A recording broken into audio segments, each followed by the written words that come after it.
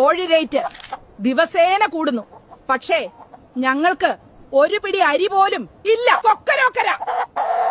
നിങ്ങ പറയേണ്ട കാര്യം നമ്മൾ 100% അംഗീകരിക്കണ്ടല്ലോ, അതിന് നമുക്ക് തിരക്കങ്ങില്ലല്ലോ. പക്ഷെ നിങ്ങൾ ഒരു കാര്യം മനസ്സിലാക്ക്, നമ്മ നാട്ടെവിടെയെങ്കിലും ഇപ്പം തീറ്റ ഇല്ല എന്നുള്ള കാര്യം നിങ്ങൾക്ക് ശരിക്കും പിടിയുണ്ട്.